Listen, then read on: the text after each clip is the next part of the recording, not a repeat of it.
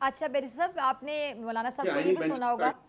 ठीक है, मुझे लगा कि बात मुकम्मल होगी। मौलाना साहब की आपने फिर ये बात भी सुनी होगी, उन्होंने एक क्या तरमीम मतलब उनकी मर्जी से होगी, दूसरी बात उन्होंने कहा आइन से खिलवाड़ किया गया तो फिर हम सड़कों पर होंगे। नहीं, आइन से तो खिलवाड़ नहीं कर रहे हम, तो वो चार्टर डेमोक्रेसी की जो एसेंस है उसको आगे बढ़ाते हुए और आईनी अदालतों का, क्योंकि जब कॉमन मैन के तो केस मौलाना सफर साहब इस तरह की करेगा सख्त जब स्टेटमेंट्स उसकी क्यों दे रहे हैं, उसकी आपको क्या वजह समझ आ रही है? किसकी जी? मौलाना साहब इतनी सख्त स्टेटमेंट्स दे रहे हैं इस किस्म की, इसकी क्या वजह है?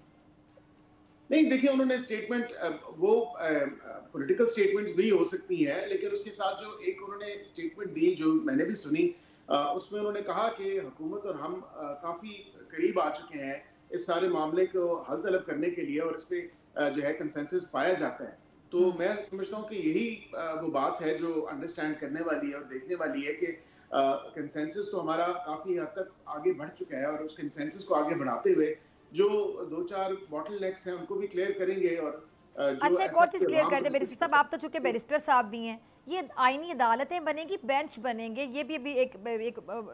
गुत्थी सुलझ नहीं रही। देखें, आईनी अदालतों, हमारा तो मौक़िफ़ बड़ा क्लियर है और पीपल्स पार्टी जो कि हमारी इत्तेहादी है उसका मौक़िफ़ भी क्लियर है कि आईनी बेंच के हवाले से हमने कोई ऐसी हामी नहीं भरी फिलवक़्त, और आईनी अदालतों का तो हम ज़रूर कहते हैं क्योंकि आईनी अदालतें ही हैं, ये अभी के लिए नहीं है इन 200 केसेस या दीगर केसेस की वजह से। ये आगे एक लेगेसी है जो हम छोड़ के जाना चाह रहे हैं कि इस पूरे निज़ाम में जो इस्लाहात होनी है, जो बेहतरी होनी है, उसके हवाले से, क्योंकि खाली ये 200 केसेस नहीं है, इनको निपटाएंगे तो क्या नए केसेस नहीं आएंगे? इनको अगर आप खत्म कर देंगे तो क्या पेंडेंसी आगे नहीं होने वाली? आजकल हर छोटा बड़ा मामला जो है वो आईनी राइट्स के हवाले से या फंडामेंटल राइट्स के हवाले से या दीगर आइन के आर्टिकल्स के हवाले से है। फेडरेशन और प्रोविंस में अगर कोई ऐसी बात हो जाए तो काउंसिल ऑफ कॉमन इंटरेस्ट के अलावा एक प्रॉपर प्लेटफॉर्म जो है वो कॉन्स्टिट्यूशनल कोर्ट्स का होगा और कॉन्स्टिट्यूशनल कोर्ट्स ही मुफीद है इस पूरे मामलात को देखने के लिए और इनको सुलझाने के लिए। आईनी बेंचेस की बात की तो आईनी बेंचेस की मैं डॉक्टर साहब ये आपको जी जरूर जी वाज़ेह जी करते जी, हैं, हमने प्रैक्टिस एंड प्रोसीजर